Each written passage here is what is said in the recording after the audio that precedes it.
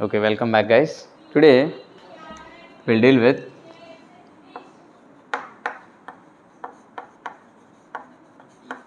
evaporation, boiling, melting, freezing, dew and fog along with mist. Okay, so these were the small concepts that we need to discuss in this chapter, right? So let's start with evaporation. Okay, so coming to the evaporation, we have two activities in this chapter.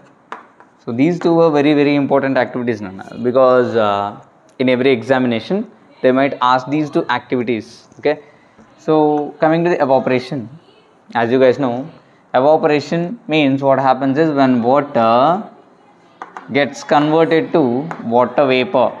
When water gets converted to water vapor, that too at any temperature. You need to remember this word, at any temperature, which means at any temperature what might happen is water gets converted to water vapor, and this thing we'll call it as evaporation. Yes, what? Evaporation. So let us discuss about this in much detail. Let's say, first of all, let's consider it's the floor, right? So it is right now, it is neatly washed floor by your mom, maybe you're sitting here, maybe let's say you're sitting, so there is some amount of water present here, right? And on the top of it your mother switched on the fan and she went away. Okay, I think the water gets rotated, the fan gets rotated. Now after some time you tend to see little bit interesting, that is the water on the floor gets evaporates. Yes, how does it do?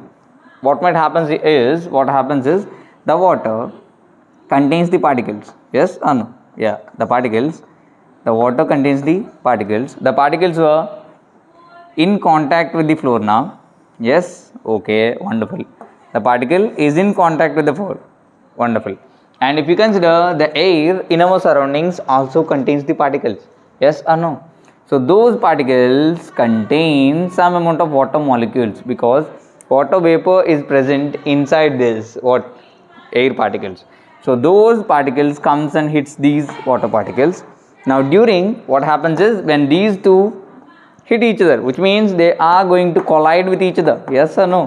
When they collided, what happens is there might be transfer of heat energy takes place. You know about thermal equilibrium, right? Because water vapor contains a higher temperature, and the water droplet that is present here on the floor contains a lower temperature. So there might be transfer of heat energy takes place from the water vapor to water, right? And then during these collisions, what happens is the particles that are present on the floor get sufficient amount of heat energy. Then after, during some amount of collisions happens, what happens is they tend to escape. They are going to escape to the surrounding air. But what might happens here is during the collision only 90% of the particles moves up, and what happens to the 10%? The 10% particles were, the particles that are from the air, right? They lose the energy. Yes, so those who had lose their energy, they comes back to the floor. Again same process happens, and the other particles comes and hits these particles. Again they tend to evaporate, right? If you observe the flow, what happens is in the beginning it is fully filled with water, but after half an hour you tend to see there might be little bit amount of water. Yes, and after 1 hour it looks like it is totally dry, but little bit somewhere around some of the water droplets. And after 1 or 2 hours maybe, okay, after 1.5 hours or 2 hours, what happens is the water gets completely vanished. Yes or no? Which means the water gets evaporated, right? So the process is very simple. You need to understand it very carefully. So if anyone asks you what is an evaporation, evaporation is nothing but water gets converted to water vapor at any temperature. You need to remember this thing, at any temperature we'll call it as evaporation, right? So coming to the activities, there were two simple activities that are going to ask in the examination every time. So So they simply ask us, write 2 activities that determine evaporation. Okay, they might ask you in examination for 8 marks. Is it clear? So be careful with it. So coming to the evaporation, first activity, they might give us 2 trays. Okay, 2 trays are small cups maybe. Okay, we'll take 2 and we'll take equal amounts of water. In these 2 cases, we'll take equal amounts of water. We'll put these 2 things, one in a closed room. We'll put one in a closed room and second one also in a closed room. But in other room, we have some amount of fan, right? In the first case, there is no fan, but in the second case, there is a fan. So when we switch it on, what happens? The fan gets rotated and you are going to keep them aside for 4 or 5 hours, maybe 4 or 5 hours. Okay, and after you came inside and observed these 2, first case, the water level got a little bit disappeared. Yes, because a little bit evaporation happened. But coming to the next case, what happened here was the maximum amount of water that gets evaporated. Wow. In the second case, what happens? The maximum amount of water gets evaporated. That's because here, while the fan is rotating, it spreads more amount of air towards it, right? So the particles get collided more and more and more. Then what happens? The water gets evaporated. Is it clear? So this is one activity. So coming to the second activity, very simple. We'll take a small bowl. It contains 5 ml of water. And we'll take big bowl. Okay, it contains a big bowl. It also contains 5 ml of water, right? When we kept these 2 things under the fan. This time fan is present for both the cases. Now when we switch it on, the fan gets rotated. Yes or no? Yeah, the fan gets rotated. And after some time, okay, let's say you just waited for 30 minutes. Okay, and observed something little bit interesting, that is the water in this cap is still evaporating state, but the water inside this gets evaporated already. Why this thing happened? Mainly because the water here gets in contact with the surface of this dish. Yes, and in this case the water also gets in contact with the surface of this dish. Yes, so the coming to the surfaces, this has a lower surface and this has a higher surface, right? So you need to remember one thing, evaporation. To increase the evaporation, you need to consider one thing. One is nothing but, if surface is more, the evaporation might get faster, right? So to increase the evaporation, you need to increase the surface. Next, if temperature is more, then what happens? The evaporation gets much faster. For suppose if you consider 2 situations, same scenario.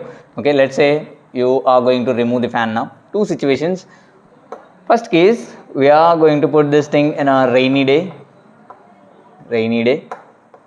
and this is the summer day, right? So if you consider these 2 cases, it's a rainy day and it's a summer day. In rainy season, the evaporation is much slower than compared to the summer season. Why? Because the water and the air around it contains water vapor. In rainy season, what happens is the air has high amount of water vapor. Yes, but here the air has less amount of water vapor. So in this case, what happens is the particles gets hits, but the reaction might get much slower. But here the particles were very hotter than compared to these 2 cases. So they simply gets evaporated. In this case, the temperature is might slow. In here, the temperature is might hotter, right? I mean, these 2 cases, if you consider, what happens is, if it takes 30 minutes, it is going to take just 15 minutes to evaporate. So why there is a drastic difference?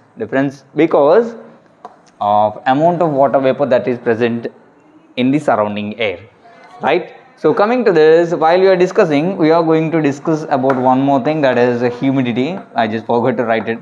So let me tell you with an example now. So if anyone asks you what is the humidity, humidity is very simple now. If anyone asks you what is the humidity, it is nothing but the amount of water vapor present in the air. Amount of water vapor means, suppose if there is air overall here, right? So that air is filled with full of water particles, right? Water vapor particles. So in rainy season humidity is more, and in summer season humidity is less, which means amount of water vapor particles in the surrounding air is more. We'll say that is highly humid. If the amount of water vapor particles that is very lesser, we'll say it is less humid. Is it clear? Okay. So we discussed about humidity. Humidity is nothing but amount of water vapor that is present in the air. Yes. So in the rainy season what happens is the water vapor content is more, and in summer season the water vapor content is lesser. So that is the reason what happens is here the evaporation is slower. So that is the reason you also consider humidity here. Instead simply we will just consider these two are common, no need to worry. So next fourth case is nothing but pressure, air pressure. If air pressure is more, what happens is I simply say air pressure, which is nothing but if we switch on the fan, the pressure that is exerted by the fan is nothing but it pulls the air, right? It pushes the air towards that water. What happens is the pressure gets increased, yes or no? So the evaporation might get faster. So we simply say air pressure. So to increase the evaporation, we need to do what? We need to increase the surface, we need to increase the temperature, we need to increase the humidity, or else you need to do decrease the humidity to increase the evaporation. And if you increase the air pressure by switching on fan or high speed something, right, you will get easily increase the evaporation. To make this evaporation much slower, you need to do what? You need to decrease the surface area, which means you need to do like this. You need to decrease the temperature and you need to increase the humidity here, right? If you increase the humidity, what happens is the water vapor content gets good, more, right? In here air pressure, while dealing with the air pressure, you need to decrease the air pressure. Now in this case also evaporation might get decreased, right? Now they might ask you some questions that evaporation is a dash phenomena. Evaporation is a surface phenomenon. What? Evaporation is a surface phenomenon, and in evaporation, right? In evaporation, what happens? Evaporation is a dash process. Is it a cooling process or else a warming process? In evaporation, let me tell you with an example. For suppose if you consider a person, this person is running towards this side, right?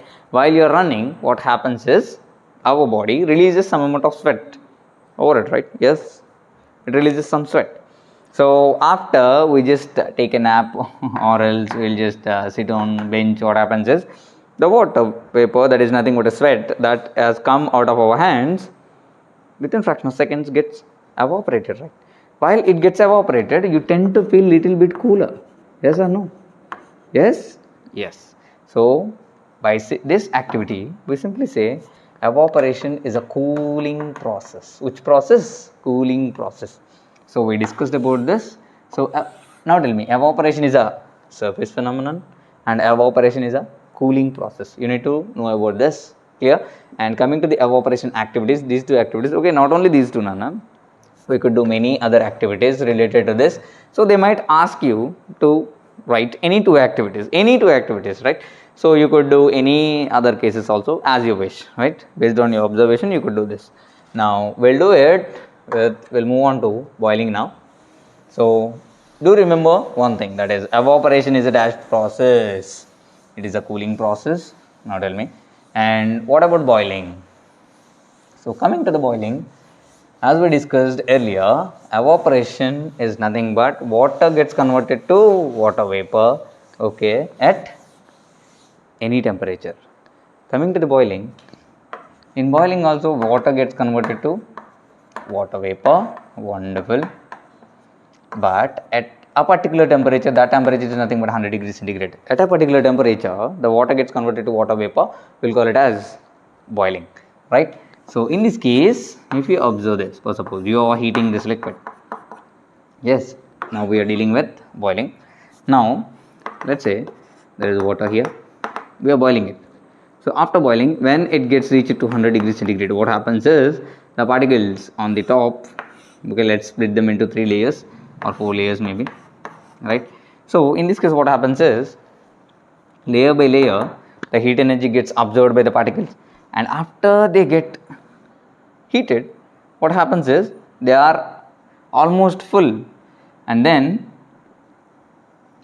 this particle wants to go up and it sends the upper particle downwards, and there is a complete rotation of particles happens, moves on, goes on, happens, and you tend to see little bit bubbles while it is boiling, right?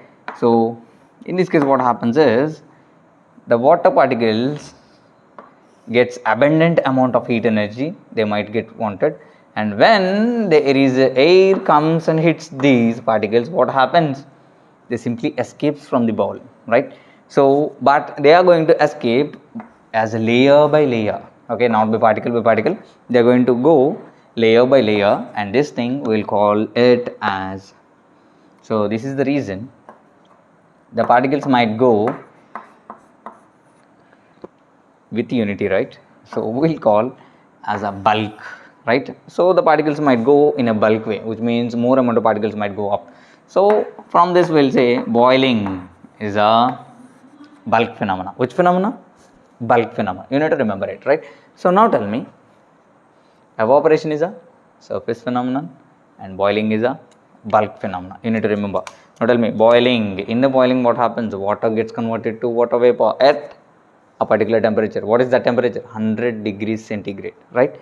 Now in this case also, the particles that are present in the air comes and hits these particles and they simply escape from them, right? So tell me, boiling is a bulk phenomena. You need to remember it, right? So I think we come to know about evaporation and the boiling also. So boiling has a little bit activities, right? In day-to-day life in your kitchen, okay, there might be this activities might goes on while doing any food items, like while cooking or while making a tea or something, right? So we are going to do boiling activities in day-to-day life, okay? While if they had asked you an examination, you could write any one of the activity by using your brain. Clear? Okay, wonderful. Now as I said, evaporation and boiling, okay, but there is one thing in common, that is condensation. What is it? Condensation. Here in these two cases what happens is water gets converted to water vapor, okay, but there is only one situation that water vapor comes back to water, okay. So in this case condensation, it is also one of the important activity. Condensation, in this case what happens is the water vapor gets converted back to water, and this phenomenon we will call it as condensation. It is also called a reverse process of evaporation, right? Condensation is the reverse process of evaporation. Now tell me, evaporation is a surface phenomenon, okay, and also we said evaporation is a dash process. Evaporation is a cooling process. Which process? Cooling process. Wonderful. Now coming to the condensation, okay, let me tell you with an example. So suppose you are inside the room. What? You are inside the room, or else let's say washroom or restroom. You are inside the restroom, okay, and you are taking a bath here, okay, with hot water. With hot water, you are taking a bath, and this room contains only one door and one ventilator, right? Now when you are bathing, what happens is the water vapor content gets increased inside the overall room, which means the hot air, okay, the hot air becomes more inside, right? So the hot air always wanted to move upward, so it is going to escape from the ventilator, okay. It has only one point to go outward, right? Because it has only one ventilator, okay. Then what happens is when you finish your bathing, what happens? You tend to clean, okay, with your towel. You tend to clean the water with your towel, and then you tend to observe something, that is you tend to feel little bit sweat. Yes, it is not a sweat. What is it then? It is the hot air, okay. That hot air contains the water vapor. That water vapor, when it touches your body, it comes back, right? It comes back and you tend to feel like it's sweat, right? But in this scenario, we'll say water vapor comes back to the water state, and at that time you feel warmer. Yes or no? Yes. So from this we could easily say condensation is a warming process. Which process? Warming process. Wonderful. But when you open the door and comes out, you tend to feel what? Yeah, you tend to feel little bit colder. Yes, you tend to feel much colder. Now in this case what happens is the water vapor that comes back to water state, right? When we open the door, this water again goes to water vapor state, which means you tend to feel little bit cooler, which means evaporation goes on. Right, same thing happens at a time when you are taking a bath with hot water, right? Just observe it while you're bathing from tomorrow onwards. Is that clear? Okay, wonderful. Now you need to remember these two things. Evaporation is a which process? Cooling process, and condensation is a warming process. Okay, what is the reverse process of evaporation? It is nothing but condensation. Reverse process of condensation is evaporation, right? So okay, wonderful. I think you tend to see the difference between these three. Wonderful. Now we'll move on to melting and freezing. Okay, these were little bit small topics. I think we discussed already about humidity. Humidity is nothing but amount of water vapor that is present in the air. Okay, clear. Now coming to the humidity section, right? If you consider our coastal areas like East Godavari, West Godavari, all these areas contains the higher humidity than compared to the deserts. Desert areas like Rajasthan, it contains a desert area, right? Right. So if you compare these two cases, right? So if you consider which has the highest humidity, yeah, you simply say our place, that is coastal areas, has highest humidity, and coming to the Rajasthan, it has a lowest humidity. Is that clear? So the water vapor content that is present in the topmost is in coastal areas and leastmost is desert areas, right? So next we'll move on to melting and freezing, right? Now let me tell you with a little bit interesting thing. When water, yeah, we have water here, right? So when we are going to increase the temperature of this water, now what happens is, continue. So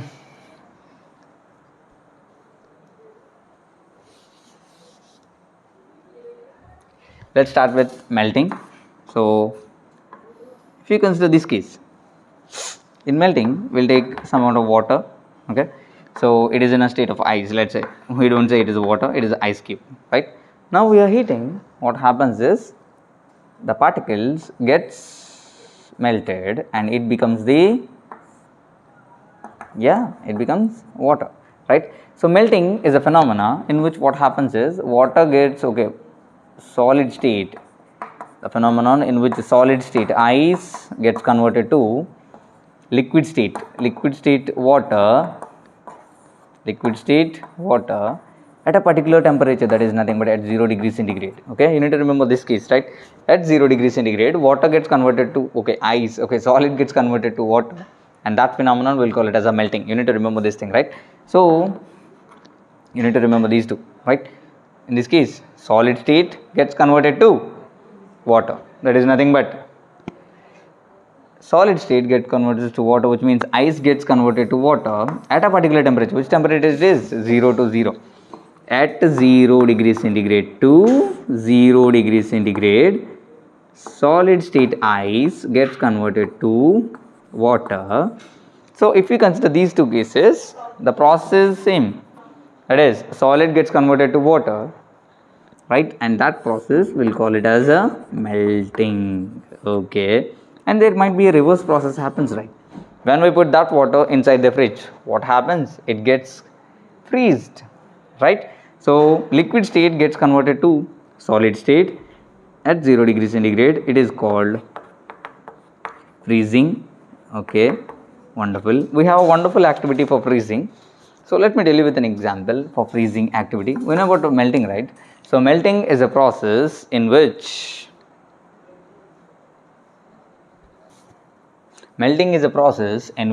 what happens is solid state gets converted to water.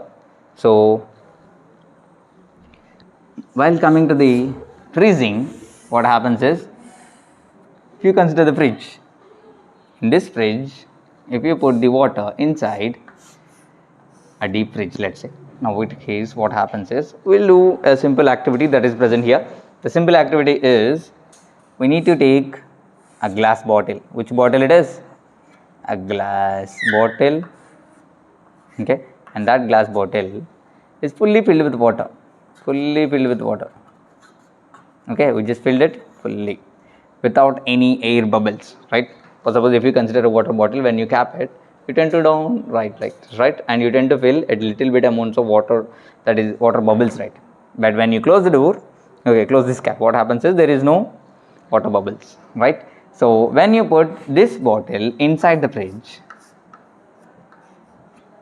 right, and keep it frozen for some time, let's say we'll keep it for overnight, and when we open the door, you tend to feel there might be a little bit cracks. Okay, some of the cracks were found on the glass bottle. Why is it happens?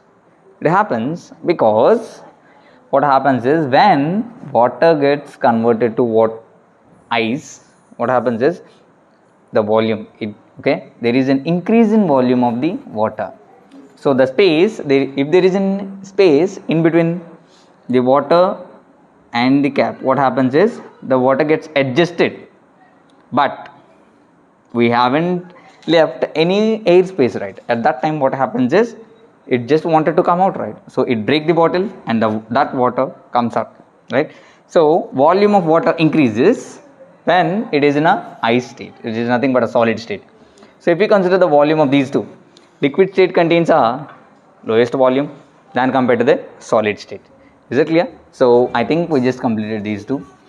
At 0 to 0, same thing, 0 to 0. Solid to liquid means melting, liquid to solid means freezing, right? So this is one of the activity that describes freezing.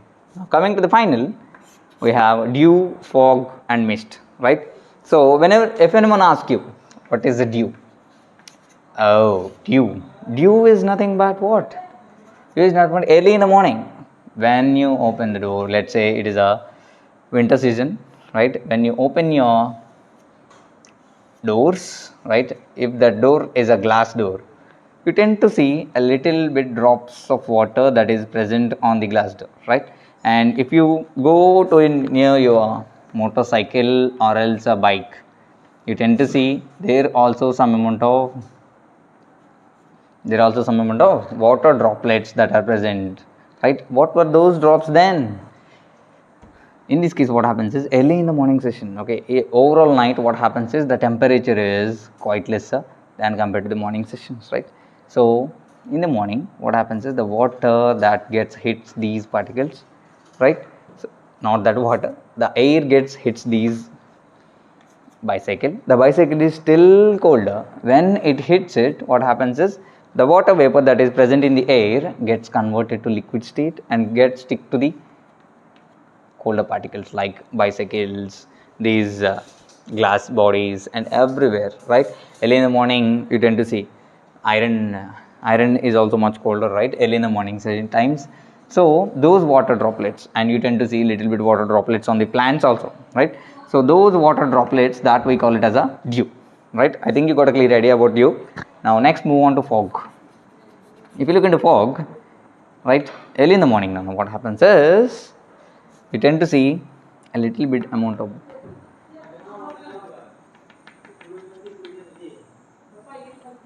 pause.